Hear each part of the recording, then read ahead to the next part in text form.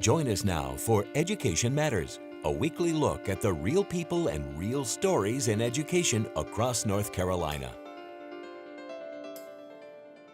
Welcome to Education Matters, presented by the Public School Forum of North Carolina. I'm Keith Poston.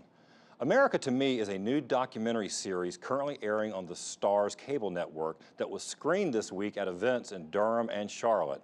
Directed by the award-winning director of Hoop Dreams, Steve James, the series follows a diverse group of students at a suburban Chicago high school as they navigate issues of race and life. One of the student stars of the series, Tiara Oliphant, joins us to talk about her experience. We also visit Enloe High School in Raleigh to learn more about a student-led effort there as the school focuses on issues of race and equity.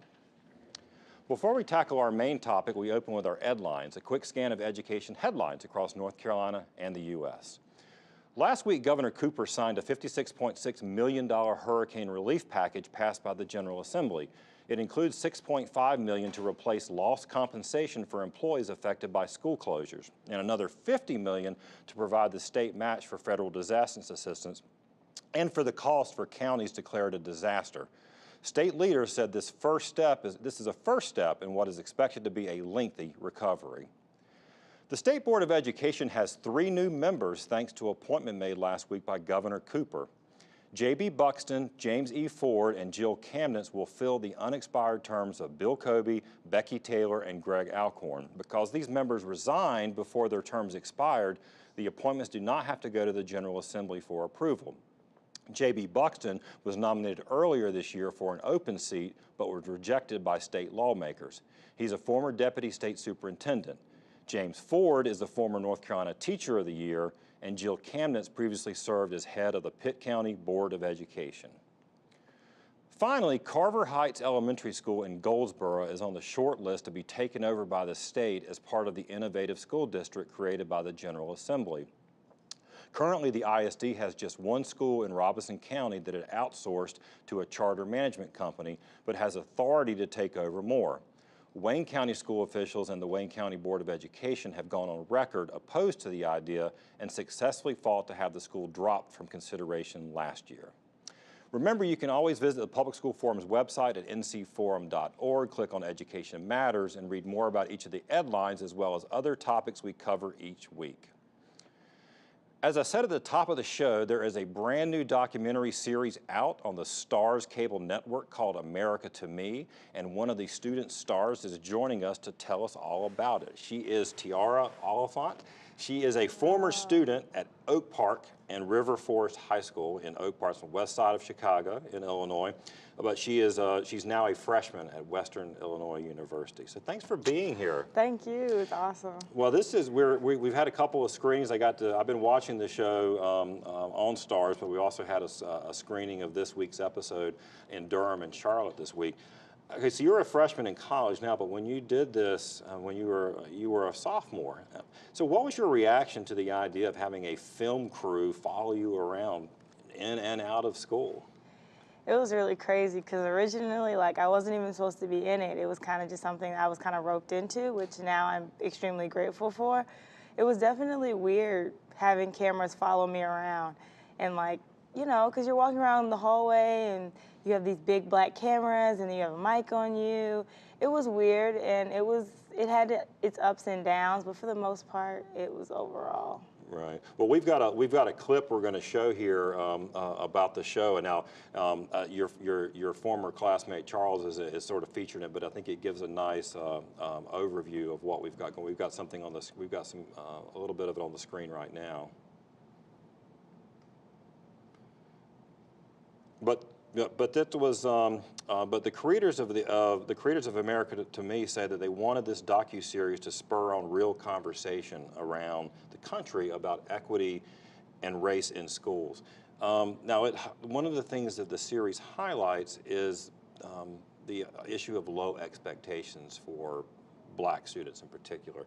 I mean, is that something that you've experienced when you were in school?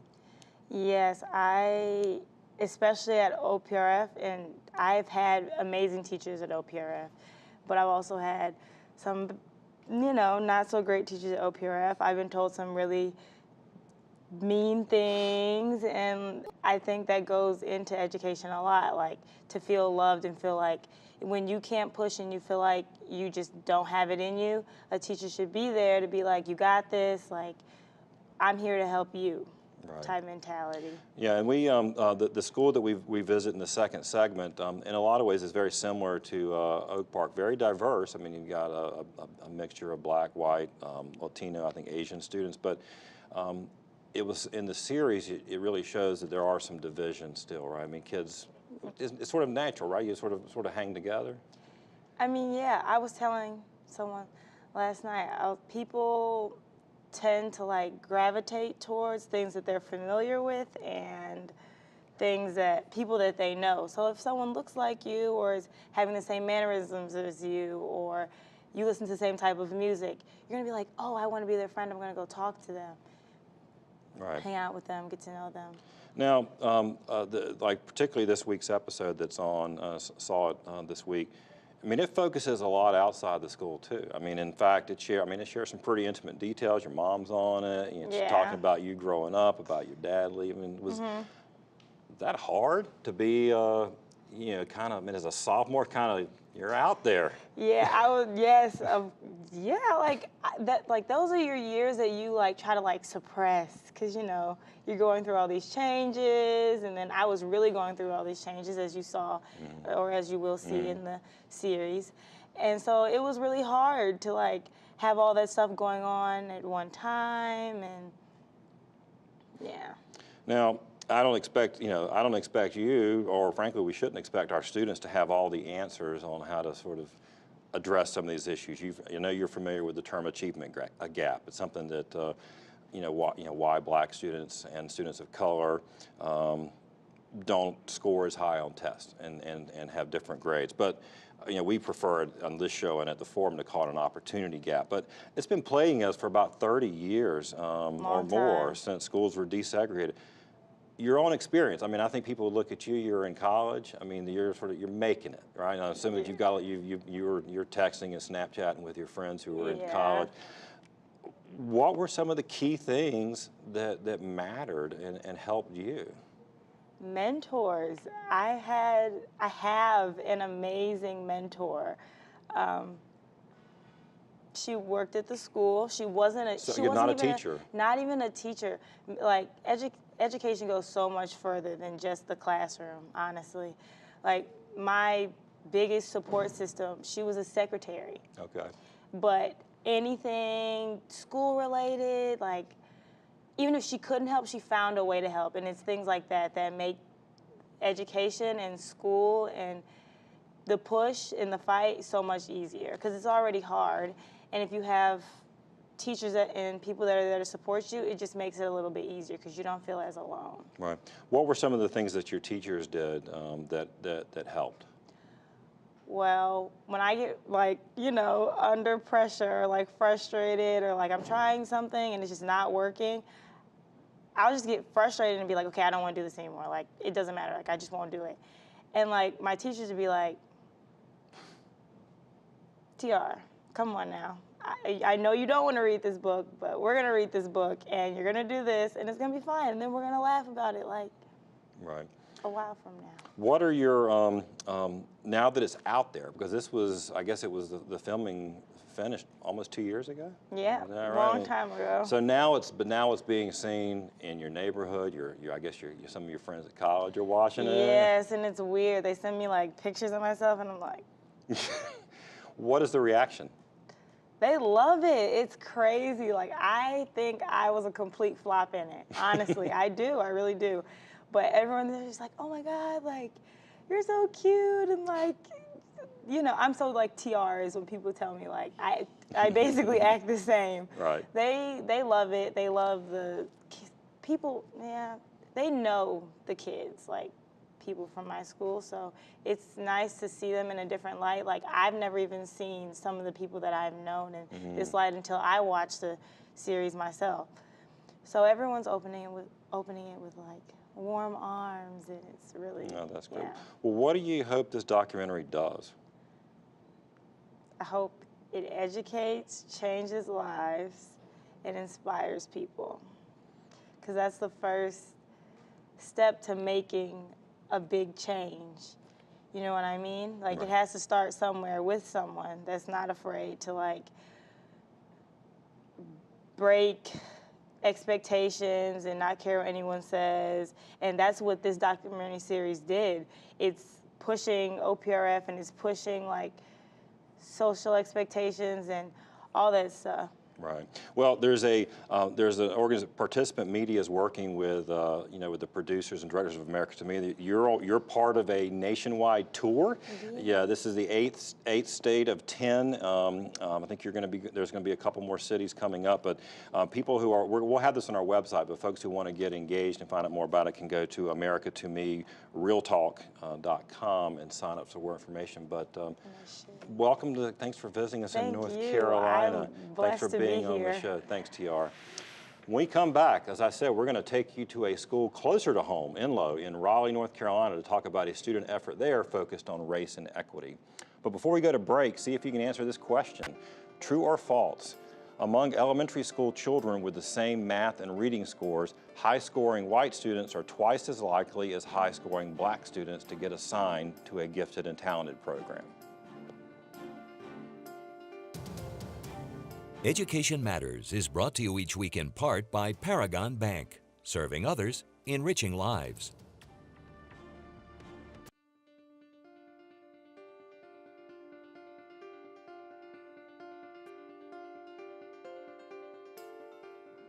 Welcome back to Education Matters. Did you correctly answer true? According to a national study by Vanderbilt University in 2016, high-scoring white elementary school students were twice as likely to be placed in academically gifted programs as high-scoring black students. In our next segment, we're taking you to Enloe High School in Raleigh to learn more about a new race and equity program led by students. Take a look. Here on Education Matters, we try to take you inside the classroom every week. We're actually literally doing that this week. We're in a classroom at Enloe High School in Raleigh, North Carolina. We are joined by Jordan King. Jordan is a senior here at Enloe, and we have Mr. Jose Espinal. Jose is the assistant principal here at Enloe High School, and actually one of your roles as assistant principal is over equity affairs here in the school. So thank you both for being here. We wanted to talk to you today about a student-led initiative that, Jordan, I know you've been involved with, called Enloe 5, and it's around strategies for teachers and for students of color. So tell me a little bit about what it is. Okay, so basically the Enloe 5 is one day we had a student team come together and we presented with, I believe, like 16 strategies that Greg Meyer had come up with over years and years of doing equity work.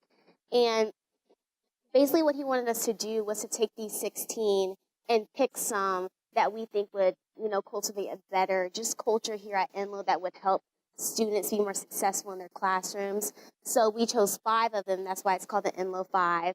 And one of them is visibility. The other is proximity. We have addressing race, connecting to students' lives and their future selves, and checking for understanding. So we believe that all 5 of those it's what we want, because we sat down, about 50 of us, and we just kind of had to be like, okay, what's important to Enloe and what's going to help each and every one of us, be better. Not everyone's going to need all 5 of the strategies. They may just need 2 or 3.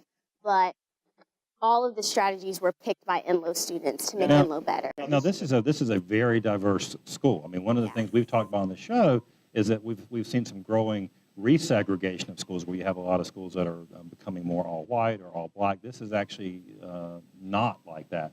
Yeah. But obviously the students felt like that there were things that, as a student of color yourself, this is something that that thought there were things that could be improved for all students, and particularly with students of color. Explain that a little bit. Well, here at Enloe, sometimes it kind of feels like there's 2 different schools, that you have, the magnet kids, and they're taking your honors and your AP classes. And then you have students that are staying in standard classes, and those are typically minority students. And we knew that was something that was super, super apparent here. So we just wanted to take strides to fix it, because we can always identify the problem, but actually sitting down and talking about it and trying to change it is what's actually going to help us out in the long run. That's a great, Mr. Espinal, what she just raised, I wanted to ask you about that actually. Those of us who, I live here in Wake County, Enloe has a great reputation academically, but what she's referring to is actually, you'll say it's one of the knocks that you hear sometimes, is that Enloe's a school within a school. You know, that yeah, you've got all this, but the black kids and the white kids and the Asian kids, I mean, is that, I guess first of all, is that a fair assessment, and sort of what are you working on here to address that? So is it a fair assessment? I think that our students, through conversations, kind of brought up that they saw there were groups that, if you will, shift together or move together. And I think for us as administrators, one of the things that we always look back at is like the core belief too of Wake County, saying how do we eliminate predictability, right? And that includes students with racial background, socioeconomics. And one of the things that we wanted to do is that we wanted to kind of get student voice, as it's really important in us to kind of like see what their K through 12 experience was. Jordan mentioned using these 12 strategies that that we kind of use with our students, and these are culturally relevant strategies that have worked. And you know, and often you read about these strategies, but we wanted to get a feel for what the students were talking about, and so we wanted to disrupt a little bit of the perception of students not giving us feedback. And so we created a platform in where we look for a variety of our students to be a part of our equity team and express their K through 12 experience, good, bad. And it was through these conversations that they spoke about, you know, inequities that they see. And it was through this process that they value voted and what strategies were pertaining to our school.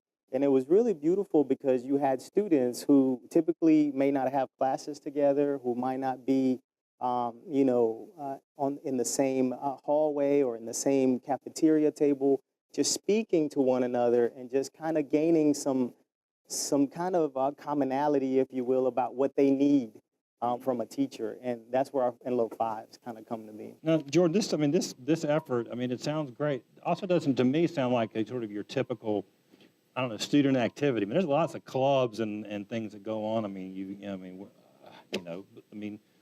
what drew you? I mean, this sort of equity and this kind of community building. What was it? Why was this important to you personally? Well, I joined the group about 2 years ago when they started like the student initiative part of it. And I had done the fall play that year, and it was called We the People. And all the actors that were cast in the play wrote the play. So we covered, you know, racial bias, we covered sexual orientation, we covered everything that goes on here at Enloe, not schools, but just Enloe. And we had to present a couple of pieces to the staff at a staff meeting one day, and we had a talk back session. And we really got to just speak to them about, you know, these are our experiences, and they got to ask us questions about what they thought. And after that, I got an email from Dr. Chavis asking me if I wanted to join Equity. And obviously I was like, yeah, because I've experienced things that I can now say, oh, that wasn't equity at all. But it's like now it's not just that I can identify problems, it's like I can come up with solutions for them. And I think that that's what drew me to being a part of the equity team. It's just that I'm not just going to sit around and talk about all the things that have gone wrong and the things that I wish I wouldn't have gone through, but it's about having courageous conversations and then affecting change. Like, it's not just about talking about it, it's about doing something too.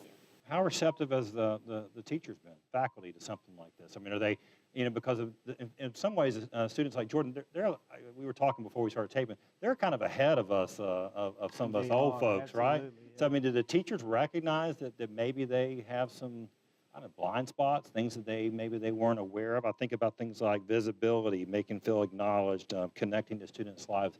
I guess, are they open to sort of saying, okay, maybe I was missing something? Yeah, so the beauty, I think, in the Enloe 5 is that it was obviously student voice, but it was also a a work of teachers working alongside with students. Our teacher equity group, along with our students, worked together to look at these strategies. Obviously, the students led what they thought was important, but it created, again, this like platform of having students and teachers and administrators just have conversations, you know, and kind of eliminate the hierarchy of who's who, and just being able to listen to the student and what they need. And it was really cool to see the teachers just be reflective about practice, right? And having conversations with a student that perhaps they've never had. Like Jordan got to meet, I believe that she worked with a teacher that she didn't know.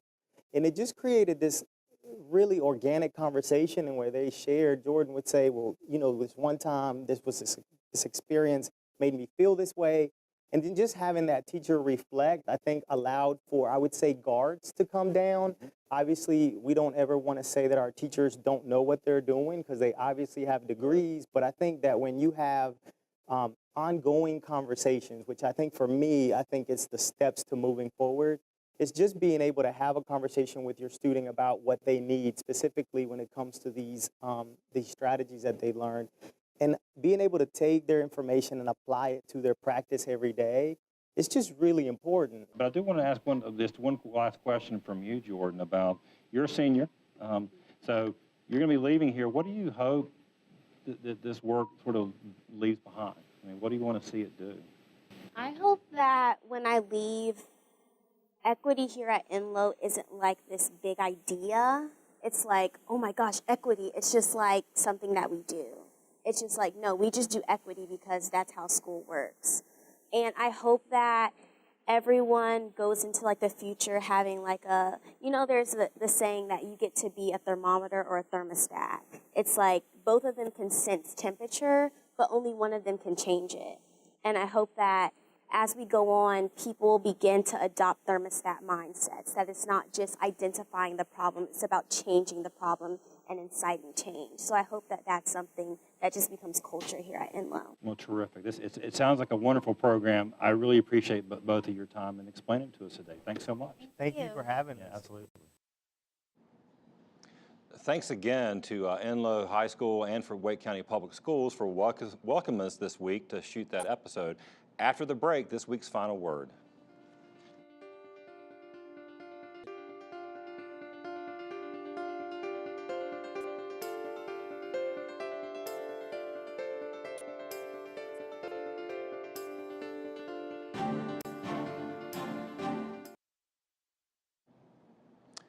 A recent study by the London School of Economics finds the key to racial harmony may start at school. The paper released earlier this year found that students who attend diverse schools have more positive feelings towards students of different ethnicities. The study also found that better integrated schools had a more significant impact on young people's attitudes than the ethnic mix of where they live. The findings are consistent with previous research that suggests that simple exposure to other ethnic groups didn't necessarily foster social cohesion. It was the meaningful interactions that are more likely present in a school setting. And it makes sense. Students who personally don't know anyone from another race or ethnic group, but who go to diverse schools, see people from another group on a daily basis. They sit in the same class, hang out in the same playground, and have to do group activities. The author suggests it's those small everyday encounters, those small experiences, and you start to think, yeah, maybe these people are just like me. Of course, integrated schools alone can't erase all the issues we heard from our guests today. But the study suggests that real integration does more than improve academic performance for both white and black students and close achievement gaps. It may have broader societal benefits in a country that is clearly still grappling with issues of race. It's yet another good reason to push back against any intentional or unintentional resegregation of our schools here in North Carolina. That's it for this week's show. Thanks for watching, and please tune in next week. We'll have Richard Rothstein on talking about the color of law. We'll see you then.